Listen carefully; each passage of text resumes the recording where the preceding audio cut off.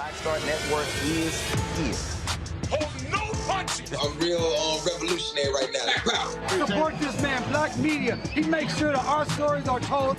Thank you for being the voice of Black America, Roland. Stay black. I love y'all. All momentum we have now, we have to keep this going. The video looks phenomenal. See, there's a difference between Black Star Network and Black-owned media and something like CNN. You can't be Black-owned media and be scared. It's time to be smart. Bring your eyeballs home. You dig?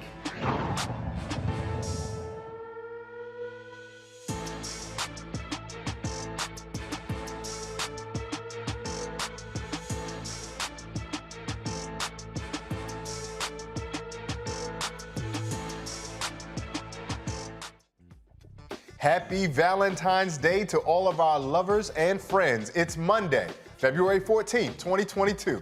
I'm Ray Baker in for Roland while our brother is in Liberia for its bicentennial celebration. We'll look at the day's events later in the show. But here's what's coming up on Roland Martin Unfiltered, streaming live on the Black Star Network.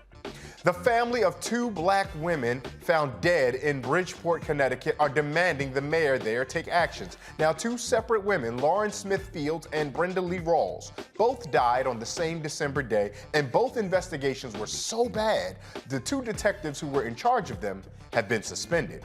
With no faith in local police departments, the families want the Department of Justice to step in. Attorney Darnell Crosland is here to give us an update. In Georgia, opening statements in the hate crime trial of three white men who killed Ahmaud Arbery begin today. And y'all remember the school that had the petition to bring slavery back? Well, of course, that school, one of their teachers at the same school, has been suspended for using the dreaded N-word in class. Plus, a black man in Kentucky has filed a racial profiling lawsuit for a traffic stop he says would not have happened if he were a white man. And racial equity, what is it? Will we ever achieve it? Well, we'll be joined by a cultural architect who will shed some light on the topic. And it is Heart Health Awareness Month. It's why we wear red. In our Fit, Live, Win segment, we'll talk about black women and keeping a healthy heart for them. It's time to bring the funk here on Roland Martin Unfiltered, streaming live on the Black Star Network. Let's go. He's got it.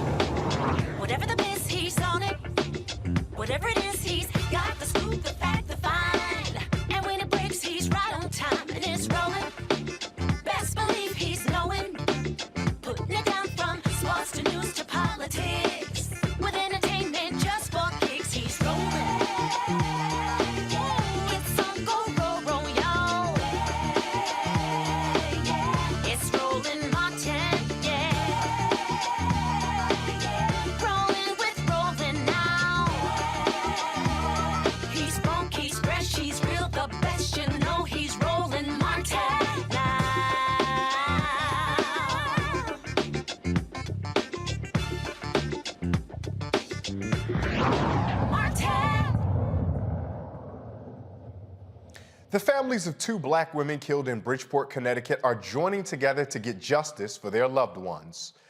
Lauren Smith Fields and Brenda Lee Rawls died on December 12, 2021. The detectives on both cases are suspended pending investigations. Both families and a couple of Bridgeport council members are demanding the city take these actions.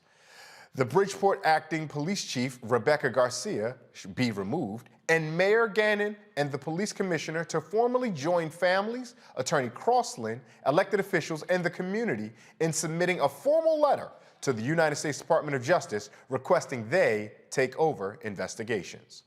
And the Fields family attorney, Darnell Crosland, is joining us, and we thank him for joining us here today with us. Mr. Crosland, our first question that's most important is, give our audience an overview about how two tragedies can seemingly happen simultaneously and yet have such little attention be paid to them.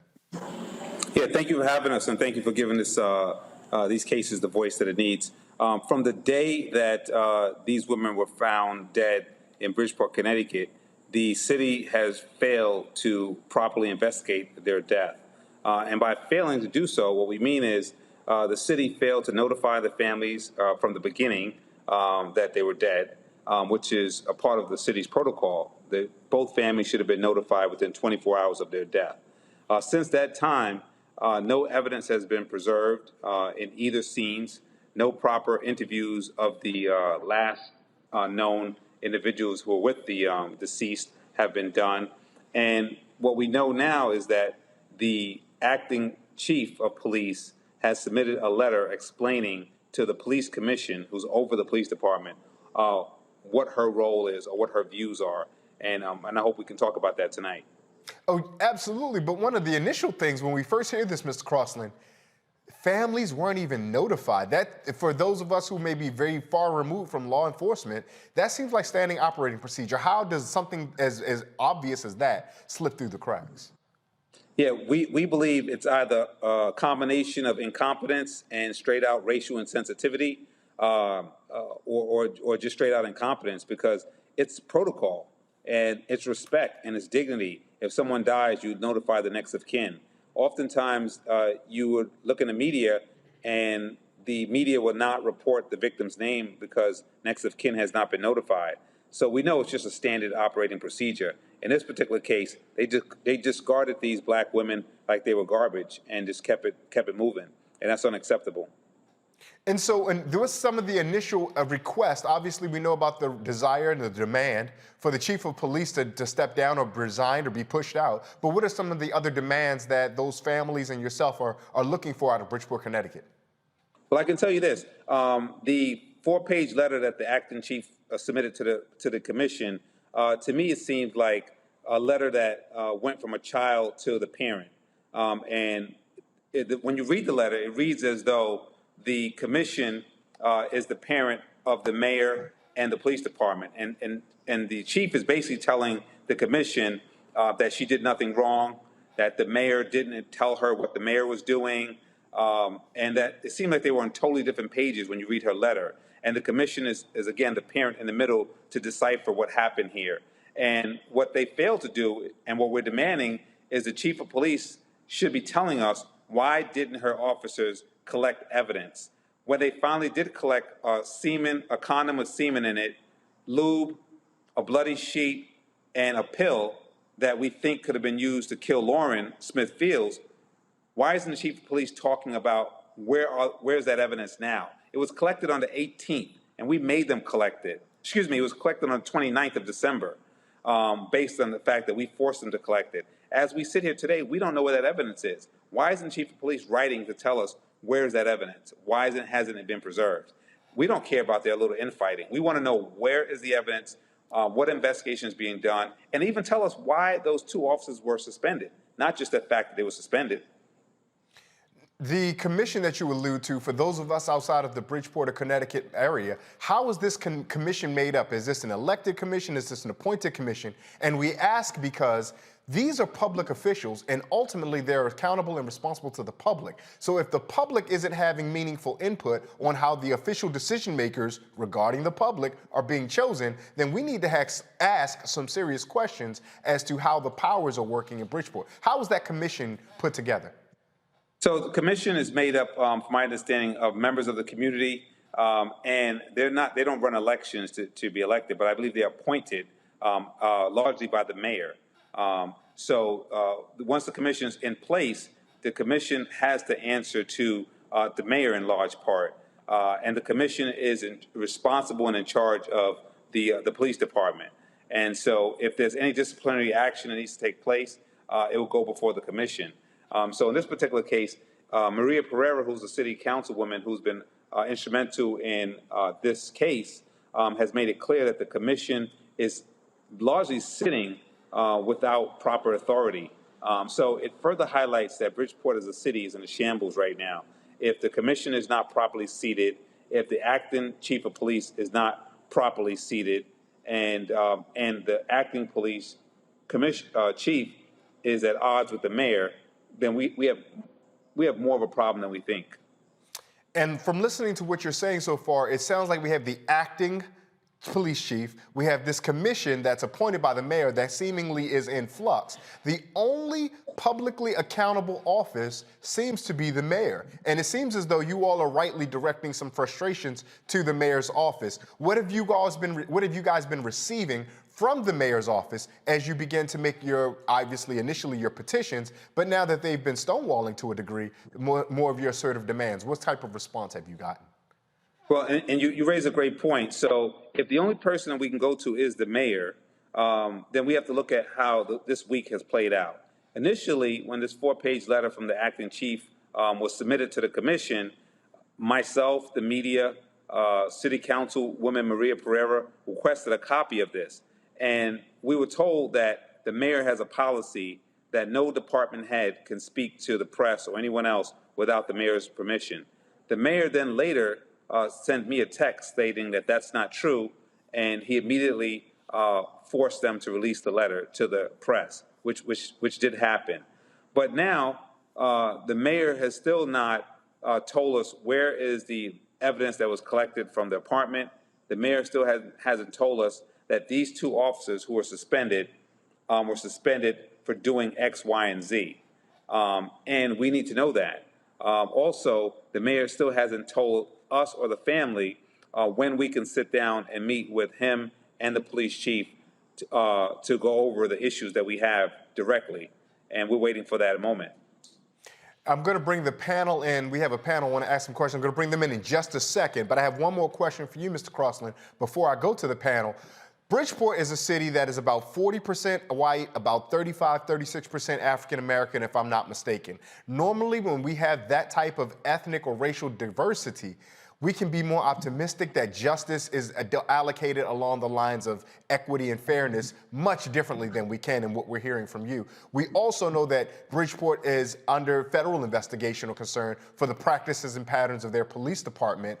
What type of optimism can Black Americans in Bridgeport or in the Connecticut area hold, knowing that even with such great demographic representation, we are still being treated as second-class citizens, as evidenced by what you all are working through and the patterns and practice that the police department is existing under? That's a great question, and I have to note that Bridgeport is the largest city in the state of Connecticut, and it is predominantly minority. It's the largest minority population. And what I think we have to be mindful of is the fact that just because you have more minority in a particular jurisdiction doesn't mean that the leadership reflects the population. Doesn't mean that the police department reflects the population. In this particular case, it's the opposite. And we need to do better recruitment in police departments who police largely minority communities. So we're not optimistic for the fact that there's more minorities in this particular city. What we really need is a change in government, and a government that's reflective of the people that it serves. And so we're not optimistic right now. It's been months now, and we've been banging on the door of City Hall to do more, and the whole world has been looking at this. Can you imagine if this wasn't the case, how we would just be disregarded? So we want this to stay in the public light, and we're demanding that justice be served for Lawrence Smith Fields and Brenda Lee Rawls. We are fortunately joined by two guests, our panelists as well. Dr. Omekongo Dibanga, a professional lecturer at the School of International Service at American University. We're also joined by the Reverend Jeff Carr, who is the spiritual leader and the founder of the Infinity Fellowship. Reverend Carr and Dr. Dibanga, if you guys have any questions, feel free to offer you to Mr. Crosland right now. I'll start with you, Reverend Carr, if you have a question for Mr. Crosland. Oh. Sure, I do. First off, congratulations to you, Attorney Crosland, for staying in the struggle. And I want to thank you for putting yourself on the line. We talked on the show a lot about the large number of attorneys that are in the world. There are more attorneys in the world today than there are sands on any given beach. But there are very few who will stand up and stand in the gap. So I want to congratulate you for that and let you know that your struggle is not going to be in vain. We're speaking victory to your cause here. When we talk about the resignation of the police chief, and we talk about the two council people who have come together to join with the community voices, is that enough? Is it a short-term plan to say, here's a stair step? But what's the long-term victory that we hope to secure here, and how can we help, including mentioning the public hearing that's coming up tomorrow? But thank you for the question, and it's an honor to even have you ask me that question, because I always watch Roland Martin, and you're in the bumper where you said, open your eyeballs. And that always sticks in my head. So that's just such a catchphrase to me. So every day I wake up, I try to open my eyeballs to see what's going on around here. And so to your point about the attorneys, it's very valid, because when this case first broke, I sat in my conference room with myself and the family, Chantel Fields, and we had an attorney that came in. And I wanted that attorney to handle mostly the civil matters. It's a white attorney who I know for a while. And he was supposed to come to the press conference, and the family said he just looked shook when we discussed the kind of struggle that we had. And the morning of the press conference, he texted me and said, it's Sunday. I don't think I want to come out. Plus, I have a practice to worry about in terms of my, reputation, et cetera. And so what we find is that it's very incestuous in these towns. And so unless you have some semblance of courage, a lot of people don't fight this fight the way we've been fighting it. So I thank you for your compliment. Well, we're hoping, and by the way, I would say to you, if your audience doesn't know, the top prosecutor, Richard Colangelo, of the whole state of Connecticut, was forced to retire this week as well. So in addition to what's going on in Bridgeport, the prosecutor is forced to retire because he was engaged in some pay-to-play and some fraudulent behavior. And he's always been that way. So we have a real uphill battle when you look at what we're dealing with in terms of the landscape. But what we're hoping for is, in this particular case, is that black women like Lawrence Smith Fields and Brenda Lee Rawls, and there's another woman who is missing up in Manchester, 22-year-old black girl gone missing, and the police is not doing anything up there. What we're hoping for is that these women all come together, and we're trying to put them under one umbrella, and we can at least start now making sure that this doesn't happen in the future. We also have to have them pay economically. So we filed a $30 million lawsuit to say, well, we're done with the lip service. We need justice to look like an economic payout for us.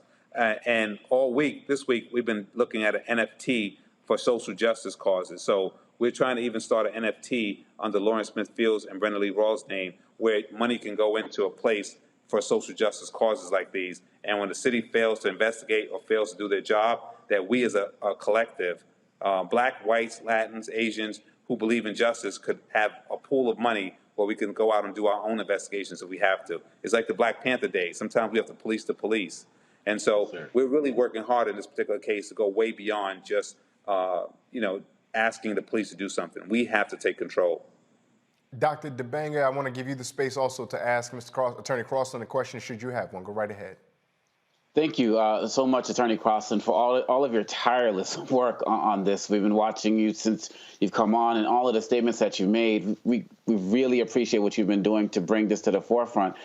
You've mentioned the how the family wants this case to be taken over by the Justice Department, which we definitely hope happens. I'm also wondering, though, is there any role that the governor can play, and if there's any pressure that we can also put on the governor to also intervene in this matter? That's a great question, and I was on the Lisa Wexler show. She's a probate judge here in Connecticut. She also has an AM show, and we talked about that. And I said to the audience, which is largely a Connecticut audience, that this is the largest city in the state of Connecticut. The whole world's been looking at this city saying something went wrong there, yet still we haven't heard from the governor. So we do need to put pressure on the governor to step in and say this is unacceptable. So it's really strange to me that you have the mayor that took so long. When people were reaching out to us from Hawaii, from across the country, the mayor took a very, very long time to speak up. We had to march on City Hall before he spoke up. And yet still, now the governor who's in the state, if they can hear us from Hawaii, I'm sure the governor can hear us from Hartford, Connecticut, the capital. And I'm wondering, and he lives in Greenwich, office in Hartford, why aren't you reaching out here? Why aren't you doing something here? So you raised a very good question, and I haven't reached out to him, and but we're going to be pushing on his door as well because it's unacceptable. Especially, Attorney Crosland, considering how much we are told nationally anyway that Democrats are our friends. So we want to be sure that we are attuned. Attorney Crosland, you've been an advocate on this and you've been engaged on it. We appreciate it. But if there's any way that folks can find or follow or keep up with you if they want to get more information independently when they're not streaming Roland Martin Unfiltered here on the Black Star Network, how would they go about doing it? Yes, they can definitely find my Twitter at. I think we might have.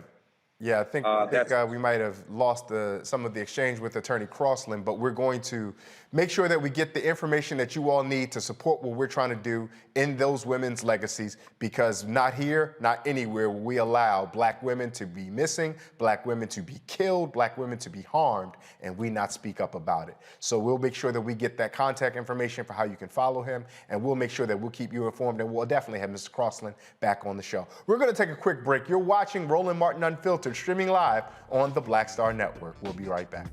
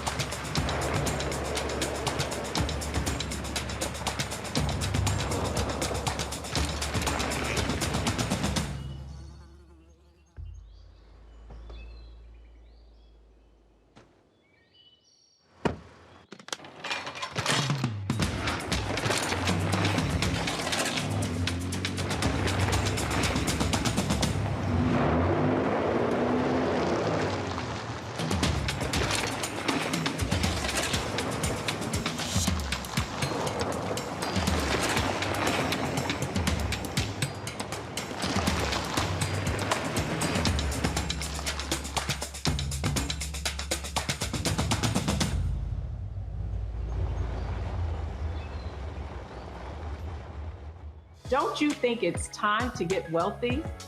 I'm Deborah Owens, America's Wealth Coach, and my new show on the Black Star Network focuses on the things your financial advisor or bank isn't telling you.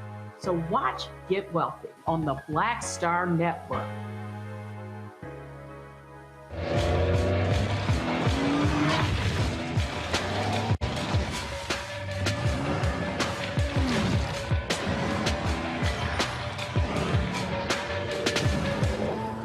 Pull up a chair, take your seat at the Black Tape with me, Dr. Greg Carr, here on the Black Star Network. Every week, we'll take a deeper dive into the world we're living in. Join the conversation only on the Black Star Network.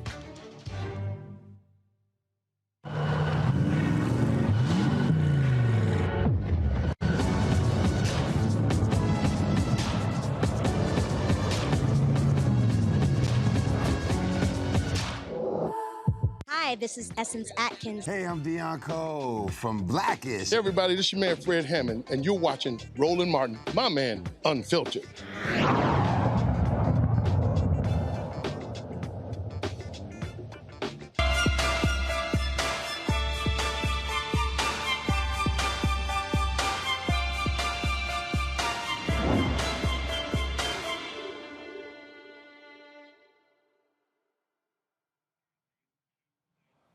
Yeah, we know that February is Heart Health Awareness Month and that cardiovascular diseases disproportionately affect the Black community.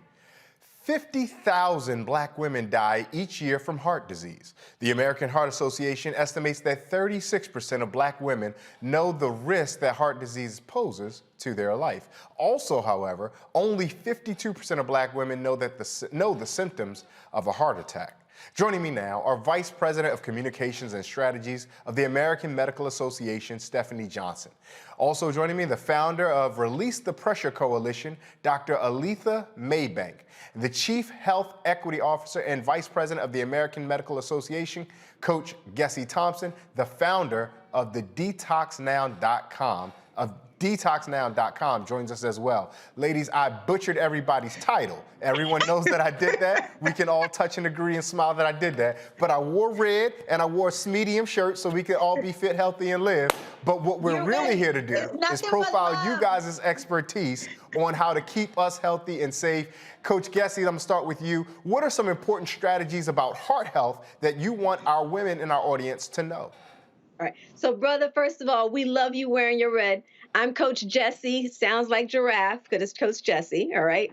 So, first and foremost, we're excited about having this conversation because February it's a trifecta of self-love for Black women. All right. We've got American Heart Month. We've got Black History Month. And we've got, of course, today, Valentine's Day. So the importance for us is that more than ever, you already called the numbers out. It's a crisis that we have to literally get everybody on board to prioritize right now.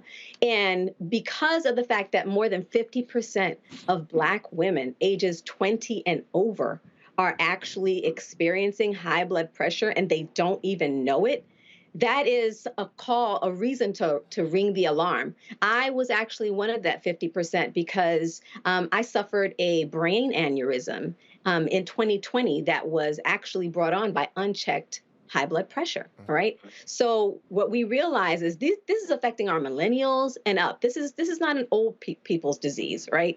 And because of that, we need to educate one another. We need to make it our responsibility to become educated and empowered, right? More than ever, because at home, we now can take responsibility for our heart health and we can track the numbers. We can get educated about it and now say, I'm going to take control of my BP. That's why I've got my friends from the Release the Pressure Coalition, American Medical Association here with me today, because we're on this campaign to educate and empower Black women with the information, the tools, and the resources to track the patterns, to understand their numbers, to know what's going on so they can have very, very intelligent conversations with their primary care physicians so that they can know and see the signs of what's going on in their bodies and take control to lower their blood pressure so we can close this health equity gap. Dr. Maybank, we heard Coach Gessie tell us exactly that you're seeing a range of heart disease from everyone as young as 20 to our older Americans.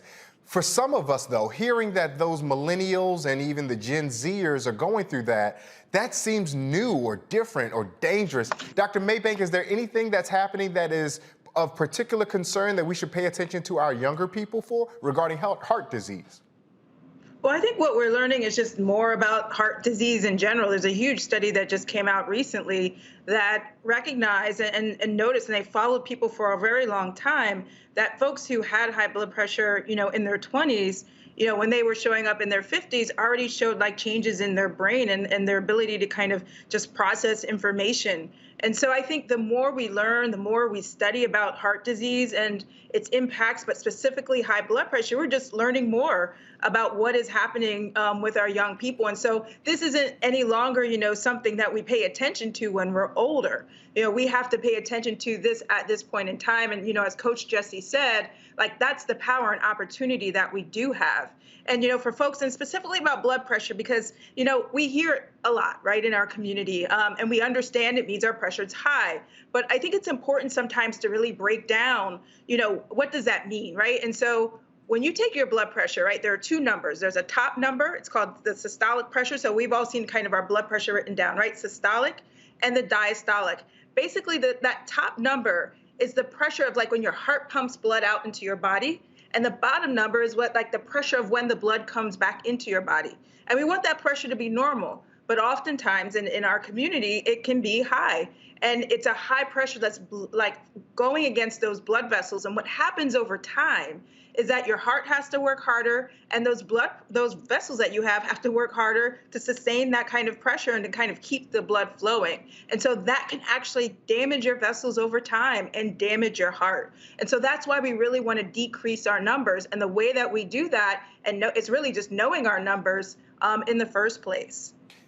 Ms. Johnson, the Release the Pressure Coalition is a fantastic name. It's clever, it's witty, but it also strives to get at something that makes us a little healthier. What are you all aiming to accomplish by Release the Pressure, and how can we build upon the strategies or the work that you all are doing to ultimately get to those healthy blood pressures that we heard Dr. Maybank allude to?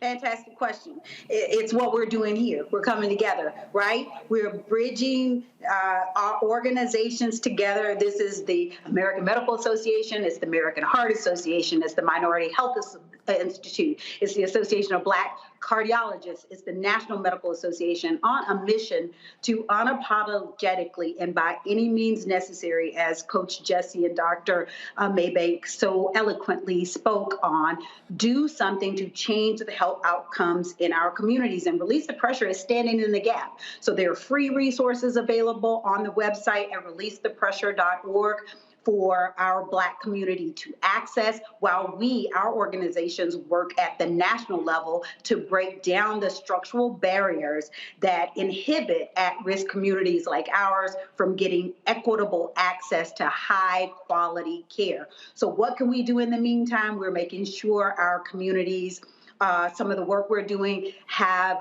people have access to validated blood pressure devices. Dr. Maybank can talk to you about that further. All blood pressure devices aren't created equal. That's part of our commitment when you join, to make sure you're put into that ecosystem. We're also encouraging you, like Dr. Maybank said, to monitor and create a plan with your healthcare provider. These are the things that we are providing through Release the Pressure, because we recognize that we need to hear from our trusted voices.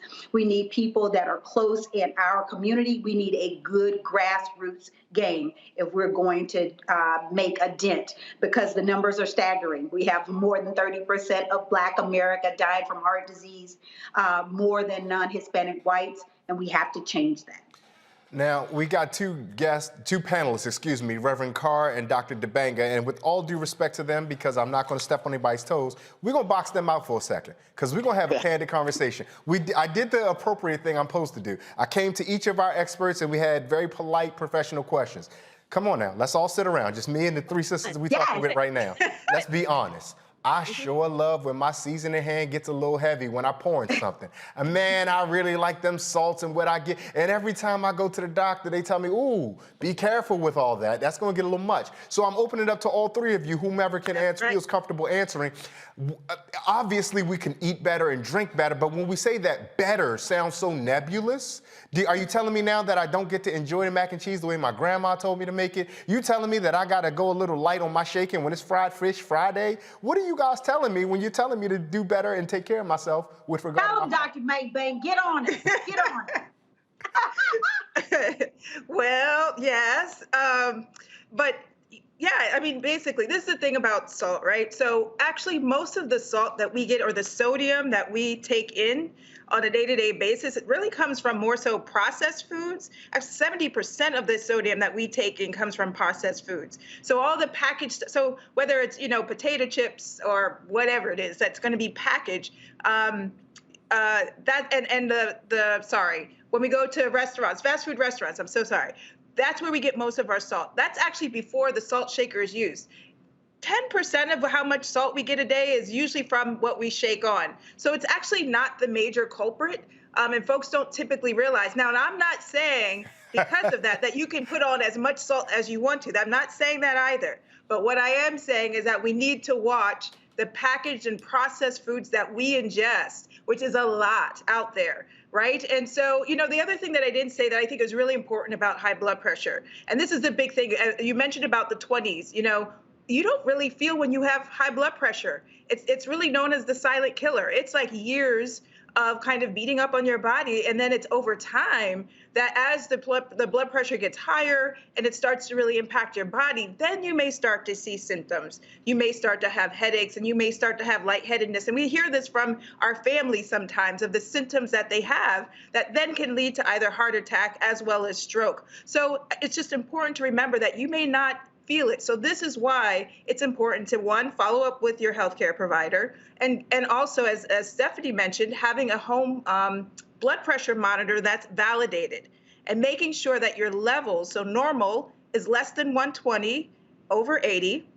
Anything elevated from 120 to 129 and less than 80, that's elevated, but we're not diagnosed as high blood pressure yet.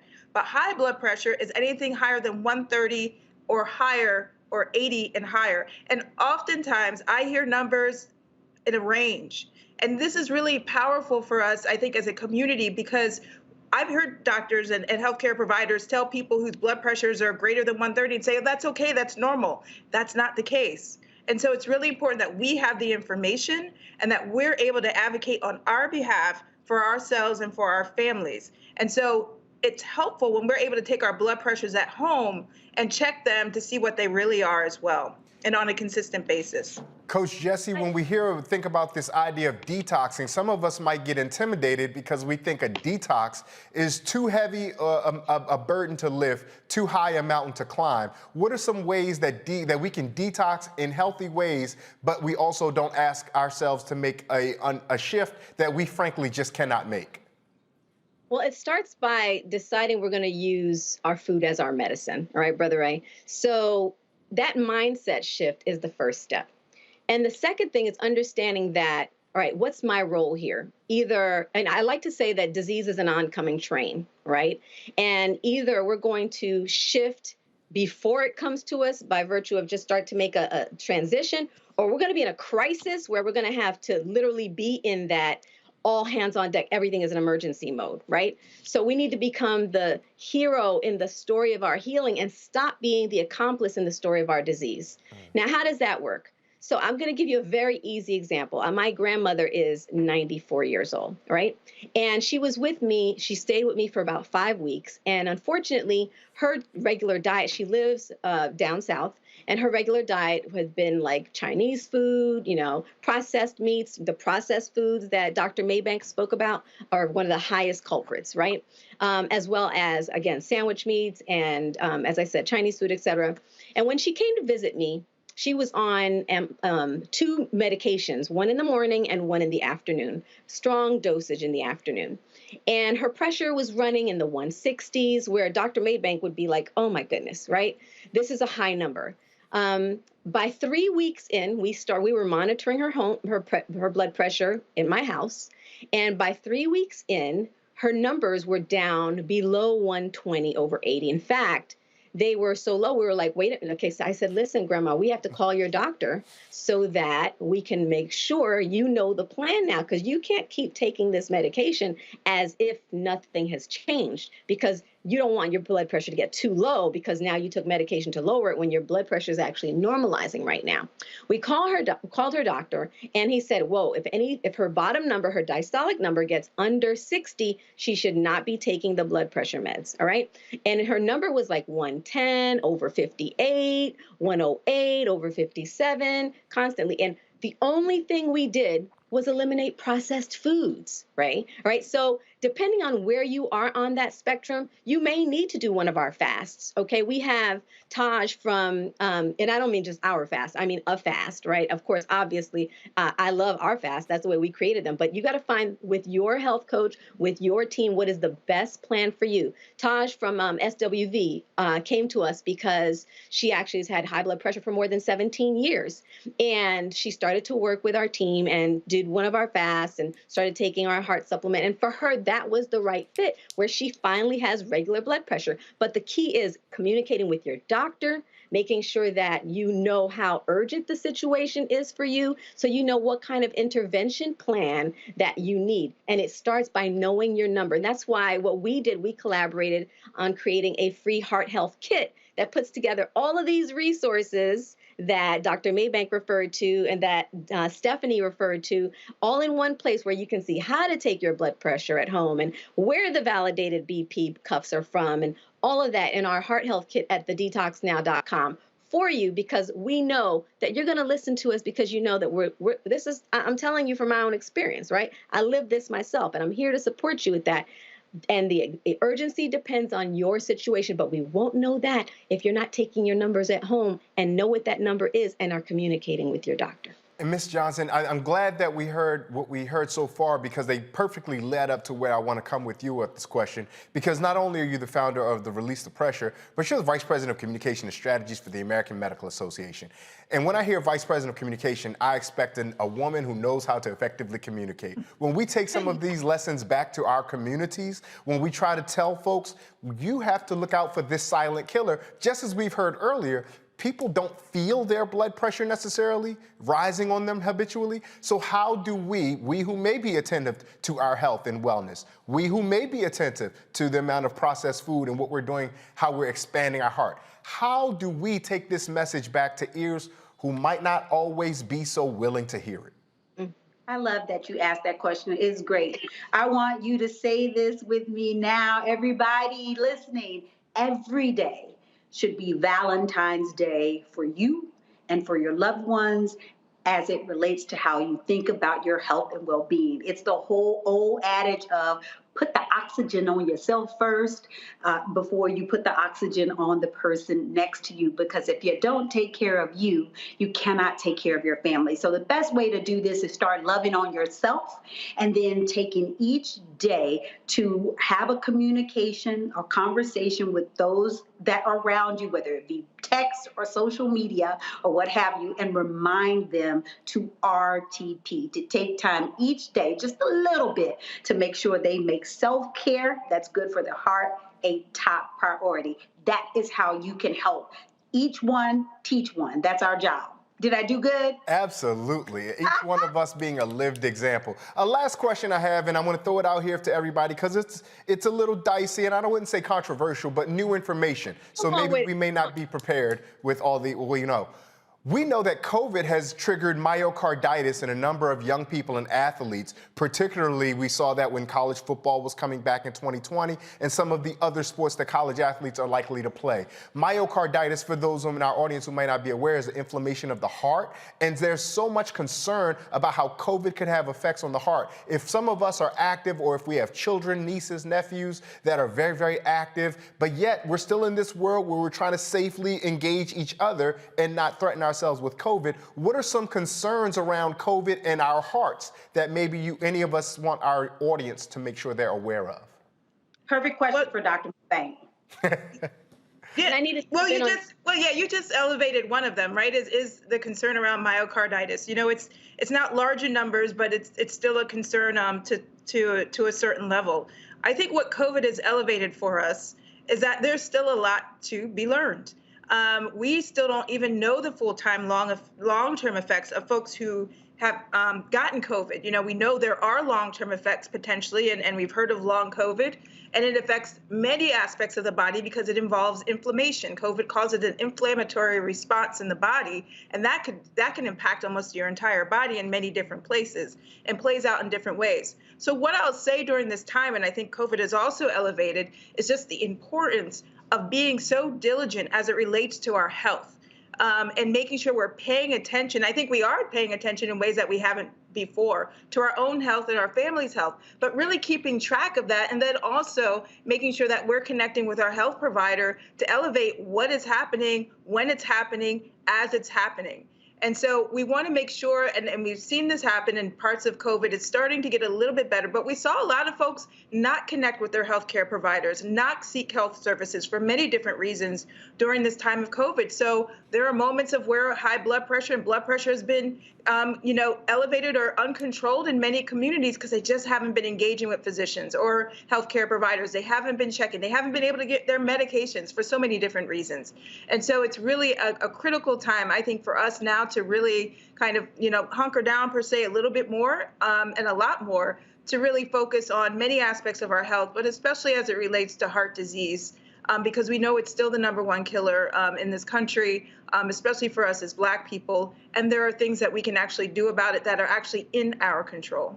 Coach Jesse, I know you wanted to jump in there. I want to give you space in case you still had something you wanted to share.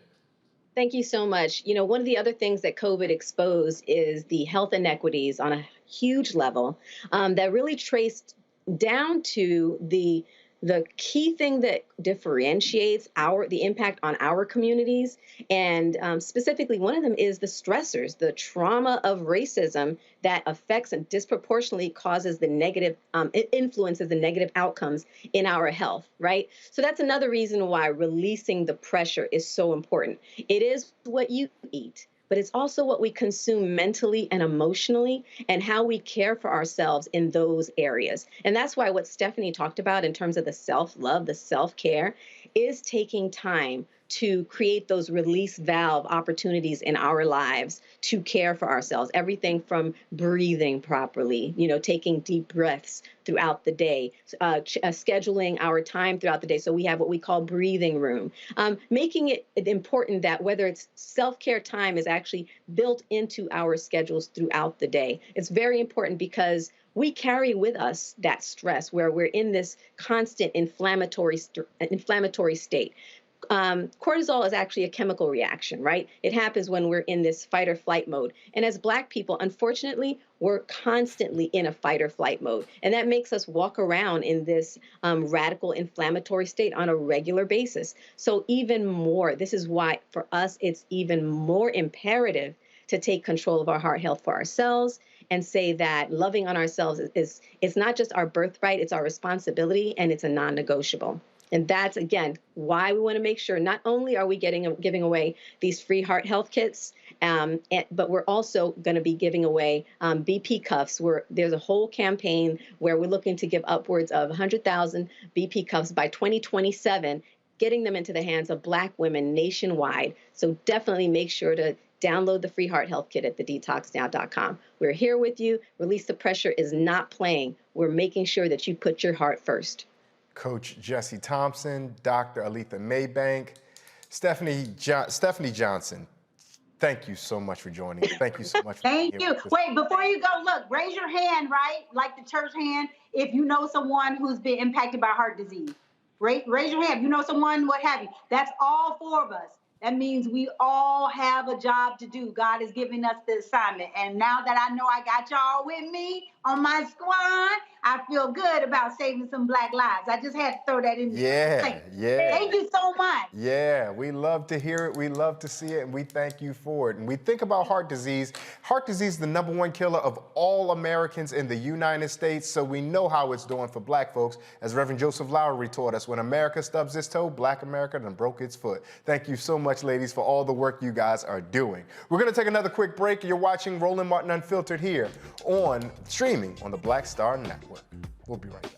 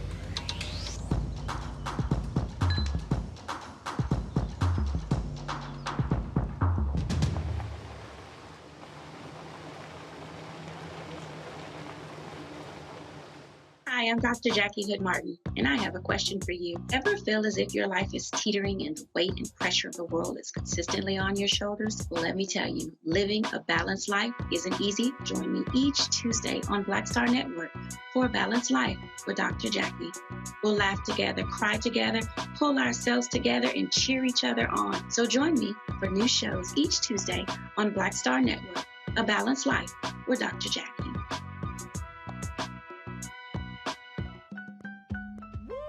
We're all impacted by the culture, whether we know it or not. From politics to music and entertainment, it's a huge part of our lives, and we're going to talk about it every day right here on The Culture with me, Faraji Muhammad, only on the Black Star Network.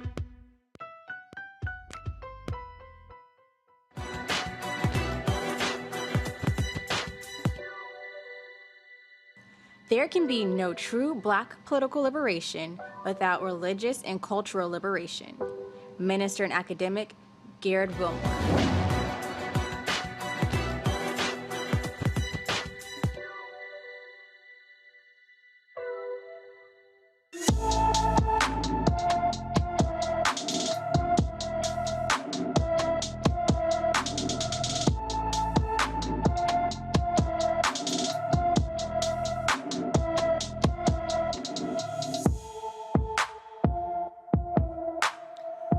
15-year-old Aisha Rivera has been missing since February 10th, 2022. The Bronx native is approximately 5'3" tall and weighs 137 pounds with brown eyes and brown hair.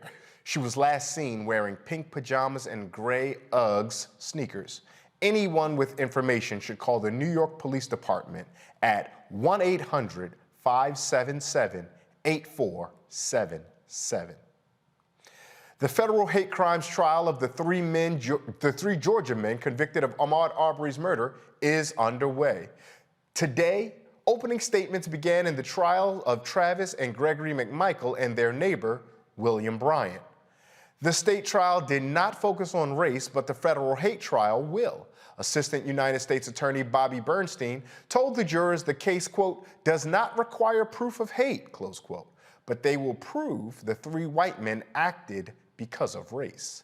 They are all charged with interference with rights and attempted kidnapping. The McMichaels also face weapons charges. The three men are currently serving life sentences from their state murder convictions.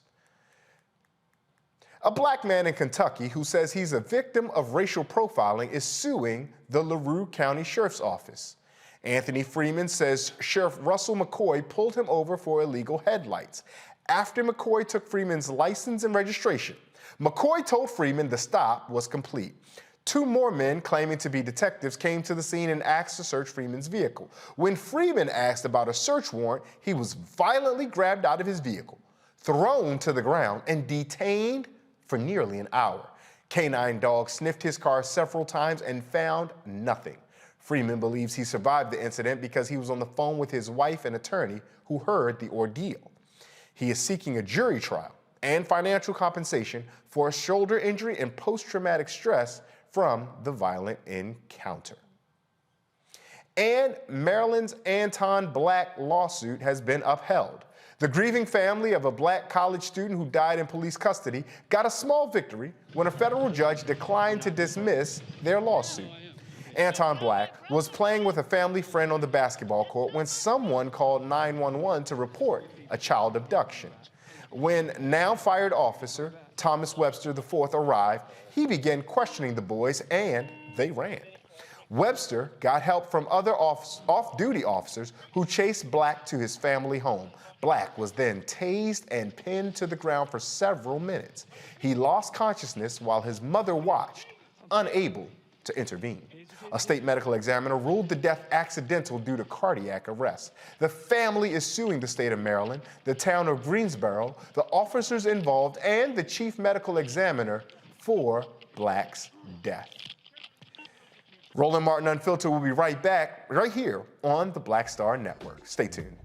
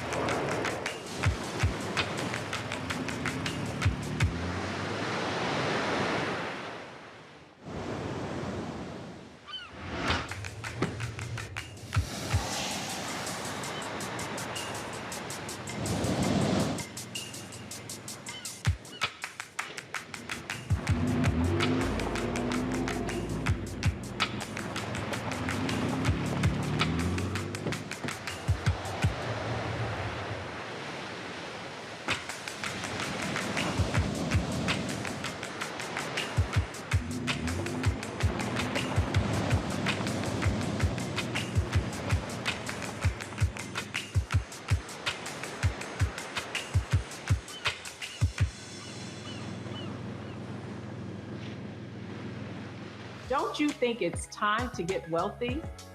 I'm Deborah Owens, America's Wealth Coach, and my new show on the Black Star Network focuses on the things your financial advisor or bank isn't telling you. So watch Get Wealthy on the Black Star Network.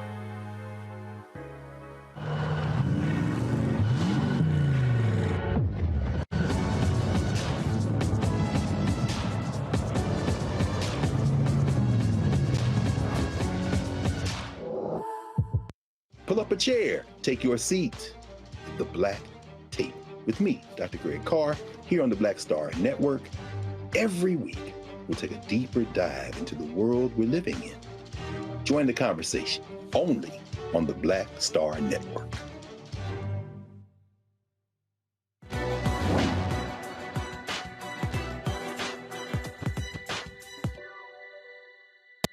The last vestige of racism in the West will be intellectual racism. Scholar and critic Henry Louis Gates Jr.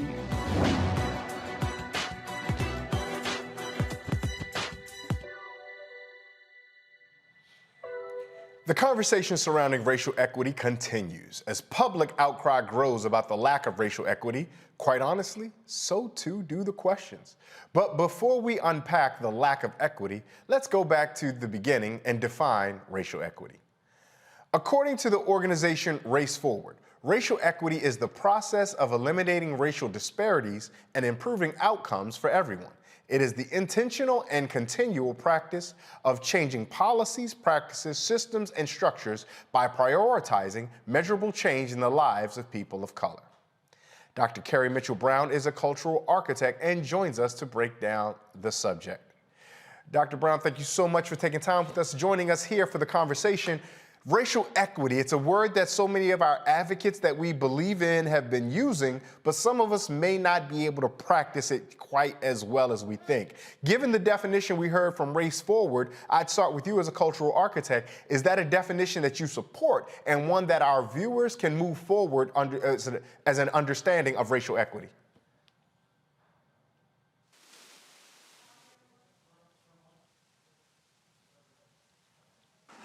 Oh, thank you so much for having me this evening. I absolutely support that definition that Race Forward lays out for us to, follow, begin to understand, and to put it into practice. So when we try to put things into practice for racial equity, so often what we find in the United States is we will change individuals at the head of institutions, but we will not work to change the way those institutions function. If we're changing the individuals, but not the institutions, that does not feel like we're making any dents toward racial equity. Am I reading that correctly, or am I perhaps bringing some false information? You are absolutely correct. And changing individuals is not enough. Changing the seats is really changing the systems, the practices, the culture within the organization. Organizations dealing with their own history in the way that they engage and treat Black people. What does racial inequity actually look like within their organization? Make it plain and take some action. One of the things that we hear whenever we think about this, though, Dr. Brown, is so much pushback we get of, well, that's anti-American, or you're changing the fabric of America. But it seems in those instances, the people who would say something like that are putting justice on one hand and whatever the United States of America is on the other, and then asking justice in the United States to fight it out. Is there a way forward where those two things can work harmoniously? There is a way forward where those things can work harmoniously, and we do have some history of it working. It's been a long time since it had worked, but we do have some history since it was working. If we think about it, the Reconstruction period, where Black people were at the height of our citizenship during that period, there was extreme active participation of Black people, including formerly enslaved persons in political and social life in the South. And they actually went to work within government and within organizations to work for the betterment of Black people in this country. To be fair, Dr. Brown, we saw the violent pushback that we saw after Reconstruction. So at Reconstruction may have been the time where the United States may have been at its most inclusive. But the byproduct of that was amongst some of the greatest evidences of violence, citizen to citizen, that we've ever seen. Frankly, we feel like we might be on the doorstep of that now, even as we're only giving lip service to greater inclusion. Again, I don't want to be a pessimist, but is your studies telling you the same thing? Yeah, I mean, all the markers and signs are there. There was extreme backlash from Reconstruction, and we did not see that through. So we have still been fighting since 1865 for the racial equity that we desire, that we deserve. I want to bring in our panel here. We're joined again by Dr. Omekongo Dibanga, a professional lecturer at the School of International Service at American University, and by Reverend Jeff Carr, the founder of the Infinity Fellowship. Dr. Dibanga, I want to come to you. You work at American University, so you engage a number of different minds. And we saw our African-American word of wisdom was from Henry Louis Gates about this question of intellectual racism. Even before we get to the collegiate level of intellectual racism, Dr. Dibanga, we see that at the K through 12 level, there is white backlash to resistance of teaching accurate retellings of history, let alone getting into any meaningful theory that asks us to wrestle with definitions and questions of equity and the systems in which we engage in. How do we begin that educational process if we're getting the backlash at the K through 12 level? And that must mean that we're going to get the resistance at the higher education level. It's really a great question. And what I found at the higher education level is that I have students who are mad at what they didn't get at the K through 12 level. And that's why classes like mine and other teachers and professors who do what we do and what we talk about on this show are so popular, because they're getting real history. The way we challenge this on the K to 12 levels, because I work in a lot of these schools, public, private, and charter schools, on this very issue, is we have to focus on getting back to common definitions. I can't argue with somebody about critical race theory if they actually don't know what critical race theory is and all they got is their favorite talking point from Tucker Carlson. So what I'm doing when I'm going into these schools is I'm saying we have to have basically, as simple as this sounds, Ray, a glossary of terms that we can agree on. Because when we have common definitions, we can actually start to build common conversations. Now, it's not going to heal everything instantly, but if people can realize that, oh, when they mean critical race theory, they actually just mean not teaching Black history. When they mean that you can't talk about gender studies, it means that you can't talk about someone who might be gay, then we can start to build from there. But I will say this as well. We need to double our efforts to fight back this ignorance and this hate, because with many of the parents who are getting involved in these school systems now, all they're coming in with is talking points from their favorite talk show. But those of us who are educators and those of us who are parents who know better, we need to step up, because as Dr. King said, all it takes for evil and ignorance, I would add, to prevail is for good-natured people to do nothing. And that's why we're getting the book bans and the like that we're seeing today. Reverend Carr, I'm coming to you because you work at the center of intersection of spirituality, where you don't put names on it in the ways that we otherwise assume. But if we listen to what Dr. Dibanga said and we take that as our governing structure to move forward, we also found that there's opposition. Folks like Chris Rufo, who said himself, we can muddy up what this definition of critical race theory is. So if we need a uniform glossary of definitions to all work from, but everyone's ascribing their own meaning to this perhaps similar phrases, I'm coming to you because of spirituality, we might do the same thing, right? What does holy mean in one context? What is sacred in another context? How have you taken perhaps a lesson from spirituality that we can use here on consistency of definitions and understanding the same things when we use different or same terms? Oh, surely. Excellent question. First off, thanks, Dr. Mitchell Brown, for the work that you're doing and that you're putting into the world as a cultural architect. I always love it when people say, I am going to practice Kujichagulia. I'm going to practice self-determination. I'm going to define something. If it's not out here, I'm going to make it up. I remind people that everything that we see and everything that we touch was made up. That's what creativity is. Even diversity, equity, and inclusion were made up terms. But what I've seen in spirituality is pretty clear. I try to give an example like this. Let's say you get three people together. You get a Christian, a Muslim, somebody maybe a Jewish person. Put them on the side of a mountain and you watch a sunrise. You start talking about the sun and you say, do you like the sun? And they said, yeah. What do you like about it? Oh, it's fructifying heat. Oh, it gives us, it gets our melanin going. Oh, it feeds the crops. It feels so wonderful. What does it look like? Oh, it's beautiful. I love the golden rays. All of these things are commonalities. Then you ask the question that's dangerous. Well, who made the sun? Somebody says, Jehovah. I said, no, man. No, man. Allah made the sun. Oh, no. Jesus made the sun. And all of a sudden, people who were in agreement are now fighting based on terminology and not on essence. If we can begin to create a common glossary, as we do in spirituality, and I say spirituality, not religion, I make that quick little designation there because it relates to something I'm going to say in a minute. Vine Deloria Jr., First Nations activist, he defined the difference as religion being for people who are afraid of going to hell, spirituality being for people who've already been there. So most of our people would fall into the space of spirituality, right? Because we've lived through some hell. So we have to find ways to make diversity, equity, and inclusion actually be that and focus on the middle part. When I've been asked to come in and have these diversity dialogues, and Dr. Brown, Dr. Omekongo, we've done all of this diversity talk, but what I found is people want to talk diversity. They want to talk inclusion.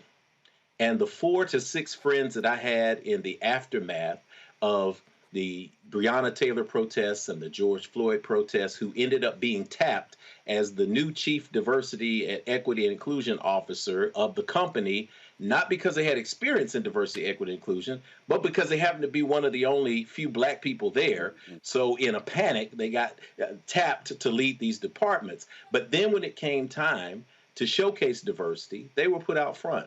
When it came time to showcase inclusion, they were put out front. But then when it was time to bring in a speaker, and the speaker says, here's my honorarium, they say, I can't pay I got to pay somebody to come in and talk to us about this? Really? Oh, yeah, because the equity part is about economics. It's about equalizing the playing field economically, and it's about investment. So if we don't have the investment of the resources, and if we can't create a space, a common language, if we can talk about how are the resources equitably invested and distributed, then we're not talking about diversity, equity, and inclusion. It becomes, as Dr. Jerome Morris and I joke about, it becomes chief officer for diversion from equity and inclusion. So I would ask you, Dr. Brown, because you're an expert in this, we have this language. We know that, as Dr. Omekongo was saying, that people don't care what critical race theory is. They just find a way to use the term to advance their own prejudice agendas. How do we now begin to circle the wagons, Dr. Mitchell Brown, and create this terminology that's going to allow us to put pressure in these spaces to actually show us the money and the resources? Dr. Brown, I have so much. I love this topic, and I only got 1 minute, and me talking right now is taking up some of that time. So let me come back to you, because something I wanted to ask that I'm curious how our audience might interpret this. When we understand what we're searching for, it is to improve the outcomes of people of color. But famously, our language in the United States is equality of opportunity, not equality of outcome. So when I ask the question about U.S. norms and justice living in the same house, when we consider what Reverend Carr just told us about the honorarium looking for economic equity, when we think about the glossary of terms that Dr. Omekongo just told us about, making sure that we're all uniform, because that uniformity gets us to outcome equality. But outcome equality, or even outcome parity, is really, it's a poisonous language in the United States. So those of us who care about equity, racial equity, gender equity, sexual orientation equity, ableism equity, those of us who care about this equity, how do we make the case to those who care so much about the rhetoric of the United States that even the mere idea of equality of outcome is a turnoff? Yeah, I would say that making sure that we are clear on the terms is correct, and making sure that we don't get lost in a debate or war on definitions and really get at doing the work that is required. Seismic shifts are necessary, not just individuals, not just organizations, not just government. It all comes together, and it's not a zero-sum game, right? So people are holding that, in order for Black people to get something, then we have to give up everything else. How about just treat us like human? Yeah, that is a lovely line to leave folks with. How about just treat us like humans, right? The belief in limited resource means that one has to take from another to get. When we don't have limited resources, we don't have to hoard from one another. Dr. Carrie Brown, how can folks find or follow you? How can they stay in touch with you for all the work that you're doing if they want to keep up? Yeah, absolutely. You can find me on all social media, Dr. Carrie M. Brown, or you can go to my website, carriemitchellbrown.com. We appreciate that. If it were up to me, Dr. Brown, we'd be having this conversation a lot longer, but we are going to celebrate Liberia, so I do want to make some time that we can have our conversation for our folks there. But whenever Roland has me again, check out for your inbox. I'm going to email you so we can keep this conversation going some more. Absolutely. It would be a pleasure. Thank you so much. We're going to take a quick break. And when we come right back, we'll have much more of Roland Martin Unfiltered here on the Black Star Network, right coming up.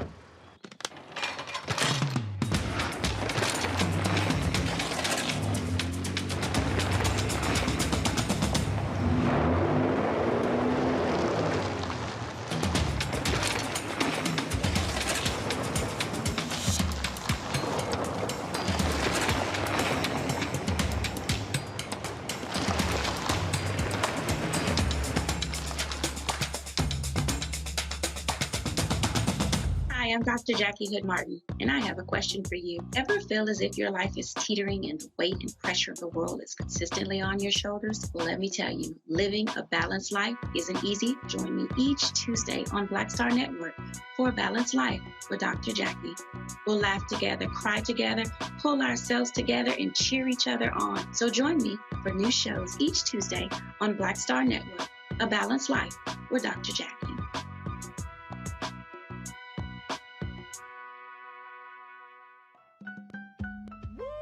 We're all impacted by the culture, whether we know it or not. From politics to music and entertainment, it's a huge part of our lives, and we're going to talk about it every day right here on The Culture with me, Faraji Muhammad, only on the Black Star Network.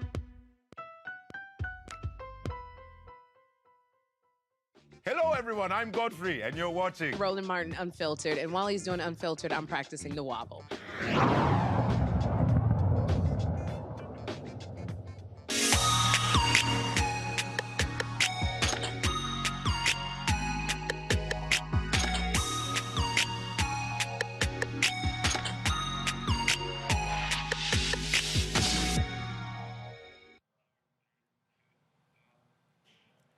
Thousands filled the Samuel Canyon Doe Sports Stadium for Liberia's bicentennial kickoff celebration. Today's ceremony included speeches, concerts, and dancing. Our own, the namesake of this program, Roland Martin, is there, and he shows us the warm welcome he and the Roland Martin Unfiltered crew received when they arrived in Monrovia. Roland Martin here. We are again in Samuel Doe Sports Complex where the Liberia Land of Return bicentennial celebration is taking place. Yesterday, he was our arrival at the airport. They had a special greeting for us. I want y'all to check this out.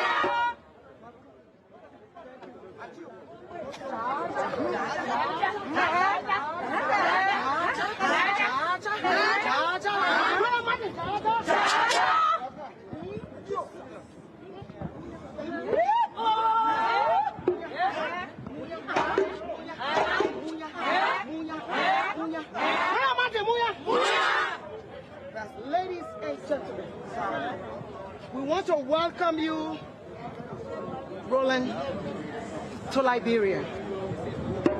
We are very happy. We are excited. We love you. As you were coming down the plane, we saw a light for Liberia. And so we know the traditional leaders are here. This is just the beginning to welcome you on this soil and tell you that Liberia awaits you. Be free. Our traditional leaders, please give the kola nut. Well, on behalf of the traditional people, Chief, the chiefs, this is main issue. If they want to be a woman, I will present the point. But in my own name, as a coordinator coordinating the affair of the Chief and Elder Republic of Liberia, I am pleased to turn the kola over to the Speaker of the Council. He is the Chief, they call Chief Kofi Zah. He speaks for all of the Chief of the Republic of Liberia. So Chief Kofi, and we come to welcome our brother. The men that are part of Liberia, we make you to believe that here we are not strangers. So, you please welcome him. Thank you. Sinaja! Yeah! Sinaja! Yeah! Sinaja! Yeah! Sande Parao. On behalf of the Chief and Elder Council of Liberia, Chief Zazakawa and the Minister of Internal Affairs, my son, you are home now. You are coming to Liberia today. The Chief then say, this cola is for you, that your cola. We make sure that you work with your people. You make sure that the Liberian people, they love you. Coming here, it will not be for nothing. You're coming from here to go back. May God bless you. Amen. Long life for you. Amen. The program today you can't do. That your good name will go. Traditionally, culturally, this is the code. So, if you look in the thing, in the Calabar, I think you know that our old people used to drink inside. That the Calabar, our people used to drink. The rest in here today, you said no. Rest is life, is purity. That is the code or not. Thank you. Thank you, Chief. Thank you. Roland, let me introduce myself to you. I should have done it, but I was so excited.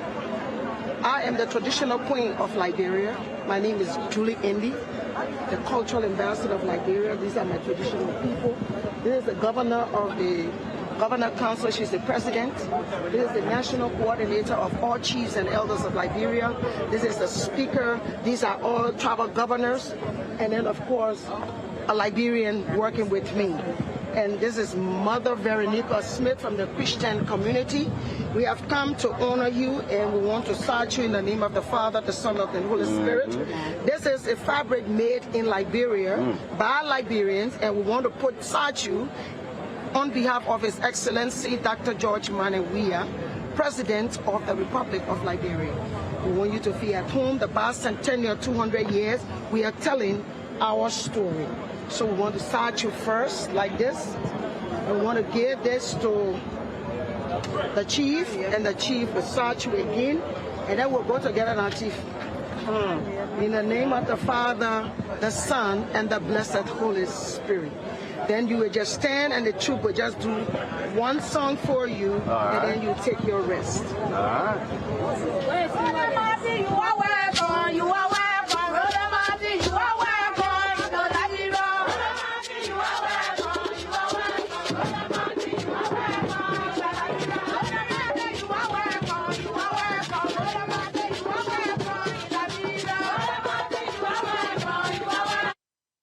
That was, again, yesterday's arrival here in Liberia.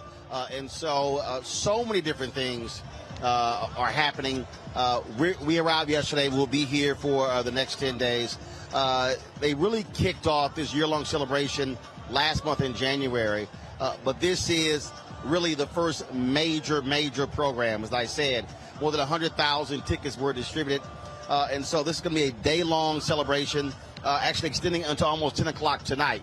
And so the program here is going to be supposed to start at 10 o'clock Liberian time, 5 o'clock Eastern. But obviously it's running late. Delegations are still arriving.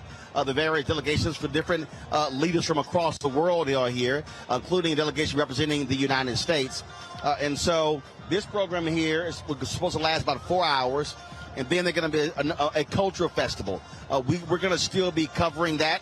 Broadcasting that, and so that's what we're doing, and so it's really great to be here, an opportunity to really experience the culture and really delve deeper into this relationship between Liberians and African American people of African descent.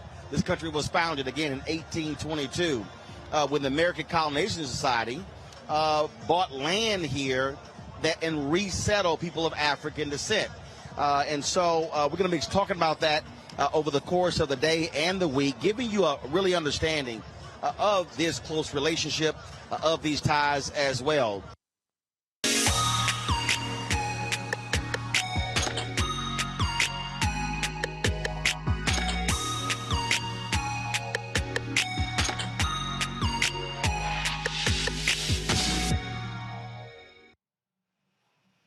We are back here in studio, joined again, as we said, with Reverend Jeff Carr and Dr. Omakongo Dibanga. Dr. Dibanga, I'm going to start with you. We see what we saw our brother Roland over in Liberia, and for those of us who have the Pan-African instinct, Liberia can in ways be challenging and complicated, as Roland identified, the history being one with the American Colonization Society.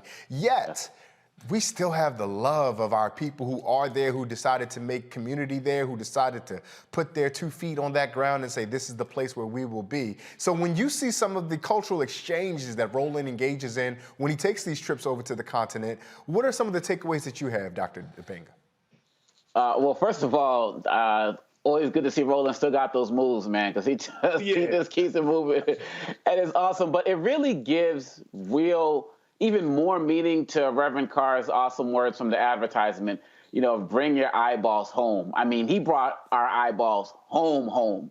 You know what I mean? Yeah. And so for me, my dad, rest his soul, and, my mom as well, we were raised as staunch Pan-Africanists. We were raised to believe that if you're African-American, you're from the Caribbean, you're from the Congo, where my parents are from, that we are all Black people, that we are all one people. And it's always pleases me, makes me so happy to see us embracing each other from one side to the other. Now, look, I'm American born.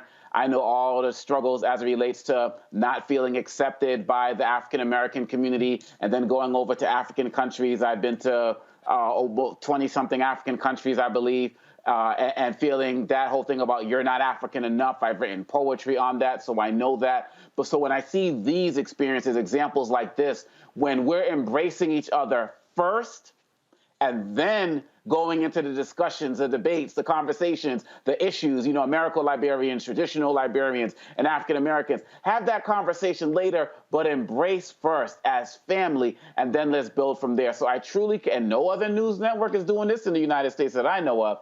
So I truly commend Roland, not for just going there and saying, this is going to be a vacation for me, I want to go see this. He is bringing an important part of the African continent into the hearts and minds of Black people in the United States as well as around the world, which is so important because we know that in 2022, we are still getting negative images and perceptions of Africans. But with a Black Star Network, you get the balanced perspective. Absolutely. Thank you for noting that. Then I want to also make a programming note that the events from Liberia will be streaming all week right here on the Black Star Network. So if you happen to miss any part of Roland's package just now, feel free to tune back into the Black Star Network and they'll catch it there. Reverend Carr, Dr. DeBanga made the similar mistake as our attorney Crosland earlier. They mistake your brother Greg's words for your words, but because that what you've offered so far has always been so poetic and poignant, it's been some medicine that we can take back with us. I can completely understand why they would assume that whoever gave us that drop of a gem earlier is here giving us this gem now. So, but I would also invite you to offer your reflections and thoughts about seeing the Pan-African display of unity, affection, care, and concern. Thank you. Look, I also want to clarify, Dr. Omikongo was actually correct on that particular quote. So my brother and I are both in this room, and we're talking about our eyeballs, and he said, bring your eyeballs home. It's that moment where I said, bring your eyeballs home. So it's in there, but it's in concert with what my brother Dr. Carr said. It's in concert with what you've been saying, Ray. It's in concert with what Roland says, with Omikongo, our wonderful sister, our Monday night sister, who we send wonderful vibes to, Dr. Julianne Malveaux. It's in concert with what we've all been saying. And it's this concept of what is home. I was watching that homecoming from Roland. I thought about 1821 and the first settlers that arrived there on Misurata Island, or Providence Island on the Misurata River in 1824, becoming the continent of Liberia. And yet I still see the Americanisms on the clips we were just watching. Brothers getting it hype on the microphone. Just like they're in Brooklyn or the Boogie Down, or they're in Sevier Park or at Easley Center in Nashville. We see the same energy. Roland rolled up out of that car, and I was like, hey, they got some American, North Nashville rims on that car. So something is here, and yet we see that familiarity there, and we connect with that. And we say, hey, we're on the other side of the world, and yet there is something that is centering us and bringing us home. I thought that the most wonderful words that I heard, I wrote them down. My son, you are home now. That concept of there is no place like home. It removes all of the stereotypes that you hear about Africans don't want you. They don't want you over there. You can go, you can't go over there. Listen, if you've ever done any international travel, if you've been the places that many of us have been, you'll see that this world is a very large place. But there is an honor in being welcomed home. Two things happened in that clip from Roland, and we send this shout out to your brother over there. We know that you're still on the job as we celebrate this liberation.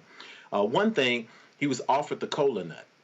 So whether you're in Liberian culture, whether you're in the Igbo culture or the Yoruba culture, this offering of the kola nut, this is something that we use in naming ceremonies. It's something that we use in weddings now.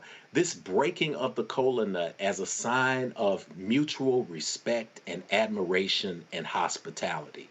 That is something symbolic. We break it out. You don't go into a house and expect people to welcome you just because you're from the big bad USA, but for them to offer you the kola nut and to ritualize it by touching it on your palms and pulling it back and forth, weaving that connective energy between those who are here on the homeland and those of us who are in the diaspora. It's a powerful moment. And the next thing they did was to give the brother some fabric.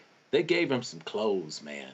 When we talk about what has been taken from us, I think about the biblical story of the Good Samaritan. The Good Samaritan was rolling on that road. He was riding from that road to Jerusalem, to Jericho, and thieves came upon him. They hit him in his head, but the most important thing they did after they robbed him of his self-knowledge is they removed his clothing, because clothing identifies us. Clothing becomes a uniform that speaks to who we are. So when they take your clothes away, here we have Roland on behalf of not just Roland, because it's not about ego. And Roland understands that he represents Black men and women in the United States and globally. He represents the Black Star Network. He represents people who are willing and ready to put their clothes back on and be who they truly are. He is accepting that on behalf of all of us. So it's a joyful celebration. It's a joyful moment for us to be able to not only celebrate throughout the world, but to be able to do it digitally on a station where people like us call the shots. So yeah, I'm trying to keep from doing a backflip and turn into a splits, because the producers will say, tilt that camera up and down a little bit more. But I'm so pleased that we get a chance to celebrate this, brothers, and I'm so pleased that Roland is out there and that Liberia is connecting. And even with all the troubles, where people will say, well, what about the political upheavals, and what about everything that's going on there? What about where we are right now? Every country has its struggles, but we are here in alignment, in celebration for the good that we see. Two things. One, Dr. Dibanga, I owe you an apology sincerely. You're absolutely correct. Reverend Carr is in that promo. He is echoing the words. I am sorry about that. I want to offer you that. Second, Reverend Carr, you go ahead and backflip. I'll take care of the producers and the tilting of the camera.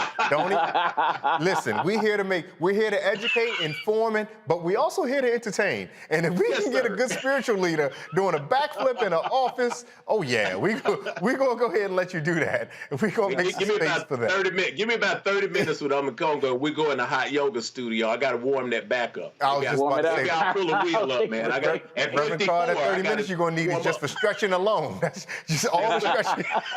just like we see all the preparation our Olympic athletes are doing before their big competition. Oh, yes. They spend 4 years for maybe 10 seconds of a sprint.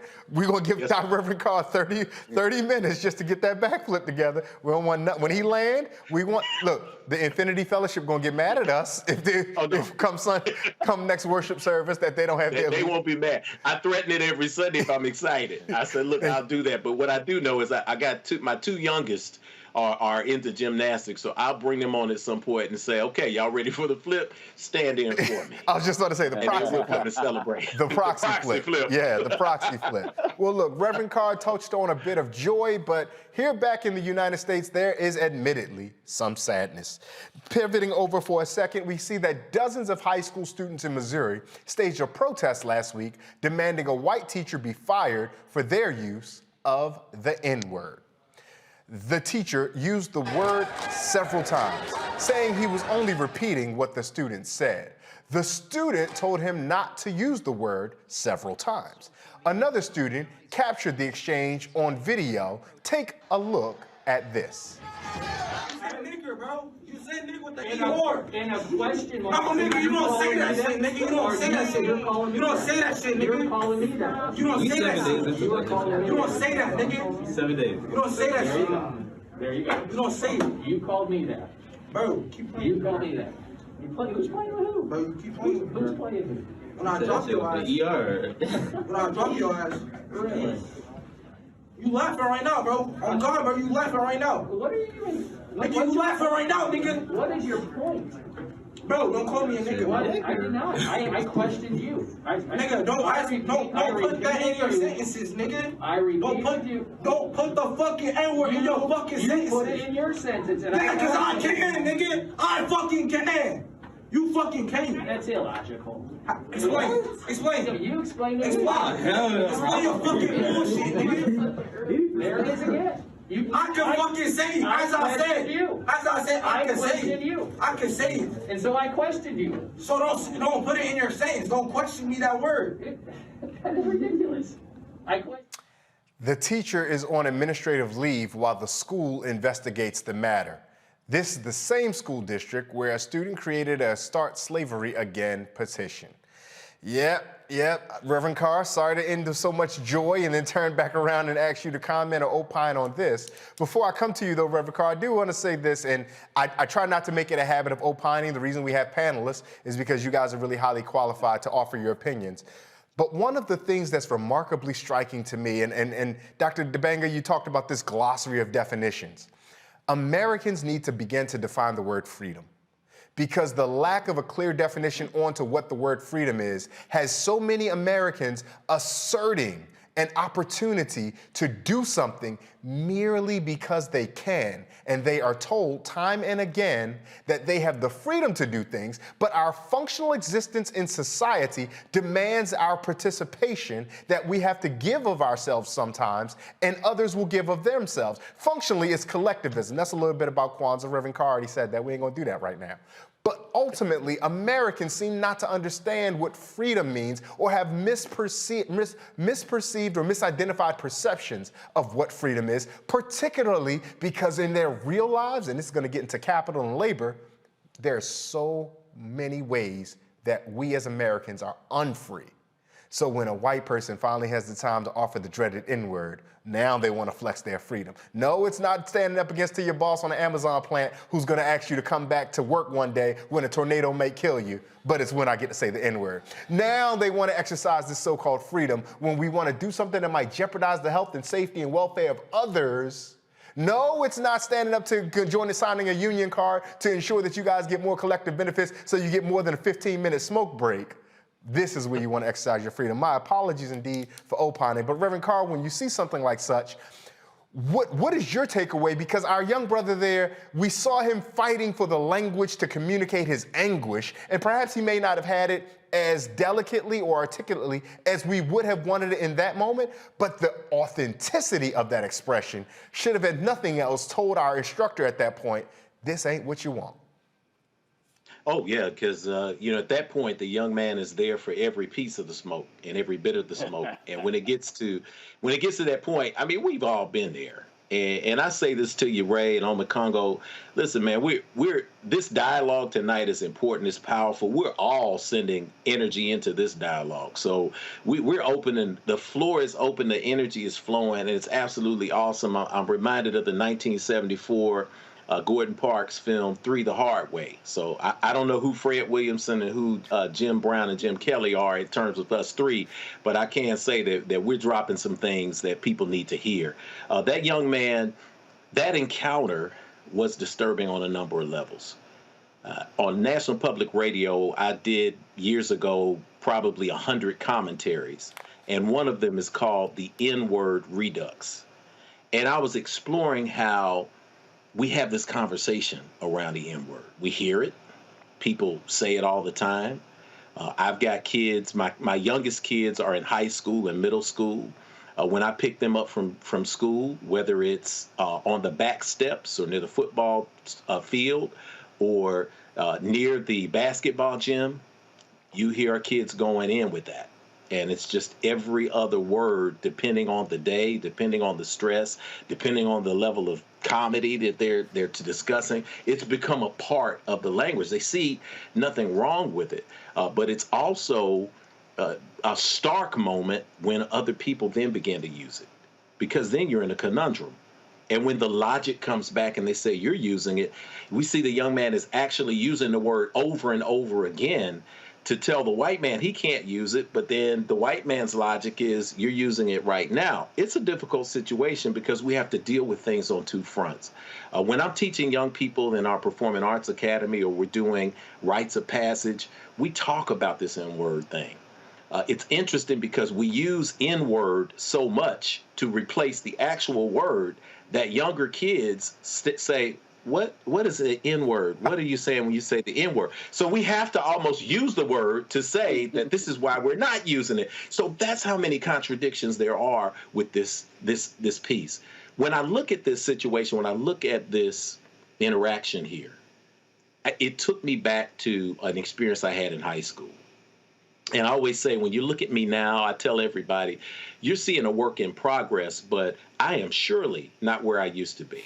I'm not the kid in high school who was playing around, making straight Fs, I'm not the kid who was section leader in the choir, drum major of the band, all of those wonderful things when I did get myself together. But there were important moments at that crossroads. One of them was when I got expelled from high school. I got kicked out of high school 2 weeks before graduation. If you haven't figured it out, I'm kind of the experiential, off the beaten path member of the family. So when I got kicked out of school, I had a white principal who everyone loved and everyone thought was the greatest benefactor of children in the world. And I remember at the disciplinary hearing, I had an opportunity to get into school. And she came to my parents and she said, your brother, your sister, your daughter, your son, they have just been awesome. They have been an asset to this school. So if they ask me my recommendation, which the board rarely does, I'm going to recommend that Jeffrey be allowed to get back into school, finish his final exams, and be able to graduate with his class just because he did turn his life around and he's done some good things. 15 minutes later, we went into that hearing at that Board of Education. They turned to that principal and asked what her recommendation was. And she said, I recommend that you put him out of school, and if there's any way we can prosecute him to the fullest extent of the law, that's what I recommend. It was as if someone poured scalding hot water on my face. It was a rude awakening, as my father would say. But in that moment, it was the moment that I decided that I was not going to waste my life, that I was going to devote my life to not only uplifting my community, but also making a mark in the world, to not just report on the news, but to create the news and to stand proud and strong. That's what I saw coming out of this exchange with this young man. I think there needed to be a reality moment, and with young people, there needs to be that reality moment where you recognize this is real. How do I work out my contradictions? How do I now stop being flippant about the use of the language that I have? How do I stop being flippant about allowing things to happen to me as opposed to being the cause of what my destiny should be? This is a moment, it's a teaching moment for all of us, regardless. We hadn't seen anything new. We know teachers have been doing this both in the teacher's lounge and in front of us for about 400 years. But hopefully for this young man and for other people who will feel this anger, it gives them that crossroads moment where they make the decision to move forward with their life and take control of their destiny too. Dr. Dibanga, I want to think about that contradiction that Reverend Carr told us about, because I think that youthful expression, that youthful experience, life demands tension sometimes, and sometimes we need this hostility and tension to answer some of the contradictions that we face in life, particularly as young people. The story obviously starting around the use of the N-word in Missouri, but it feels like, particularly with you two, you guys we're qualified here to have larger philosophical conversation about this, which is, so Dr. Dibanga, where do you see the role or the purpose of the creative tension in young people and all of our lives to help us resolve various contradictions we live with? Well, I think that Dr. Cornel West said it best when he said, you know, Black rage cannot be destroyed or contained. It can only be redirected. And when you see the rage in that young man, he didn't know where to place his anger. And in that situation with the teacher and the student, it was a situation of the uneducated leading the uneducated, because the teacher clearly didn't understand what that student thought was the nuance between the A versus ER. But I'm going to keep it real. We as Black people need to stop using that word, at the very least publicly. And I'm talking about in the music, I'm talking about in everything. Every group has these types of slurs in their culture, but they keep it internal, which is why we saw what happened with Michael Jackson when he made They Don't Care About Us, and he had that Jewish slur in there, even though Michael Jackson was like the most anti-racist person we knew, right? But he had to take that song out and completely redo it because it had that Jewish slur, even though he was using it as a statement against racism. But with us, we feel comfortable throwing it out there for everybody to hear, and we try to make a difference between the A and the ER. I don't make a distinction. And I know Tupac said it means never ignorant, getting goals accomplished, but then on the next song, you're talking about killing them. So, anybody who you call that N-word. So that contradiction, I'm not feeling it. But that young man, he doesn't know that history. We, as the older people in our community, we have let our young people down to just basically synthesize it into something that they can say versus we can't, but we haven't given them the real history of it. And I tell my white students, I'm like, you all who come in here and y'all just say the term N-word, the N-word itself is actually worse than the real word on some levels, because you say N-word and you feel like you're absolved of living in a society that treats us like the real word every single day. But just because you said N-word, you think that you've done your part. So really, at the end of the day, we got to understand that our young people, they need real education on this. My sister has a dance company, and we take students all around the world every summer. We took some students from the hood of Boston, Roxbury, Massachusetts, other parts, to South Africa. And we had a conversation with the kids, and they talked about how they let their white friends call them that.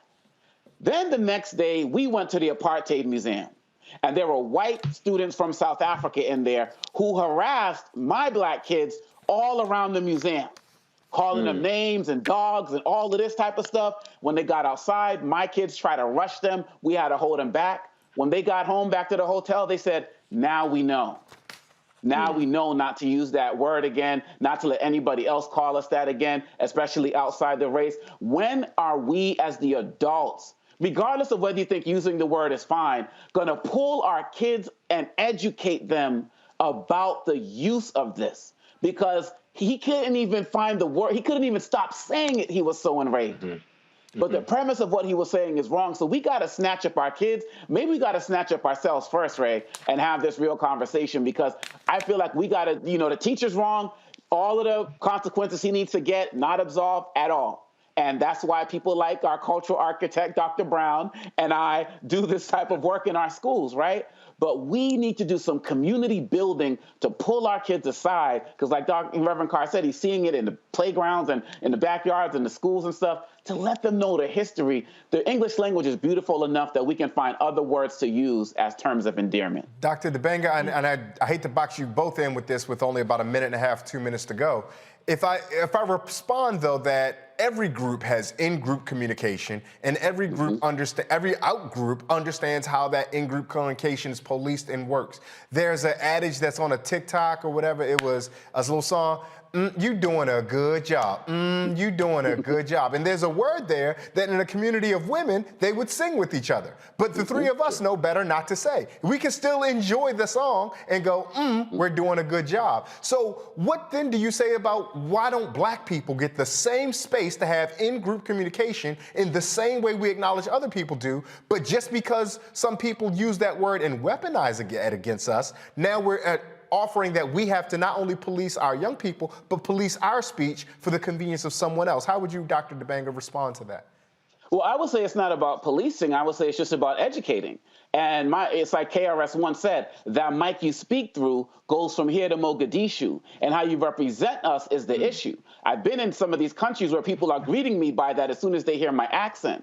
And so my thing is not about policing, it's about educating people on what the proper terminology is, and can we come up with other terms, hockey, brother, sister, to use different words, because I don't believe in policing.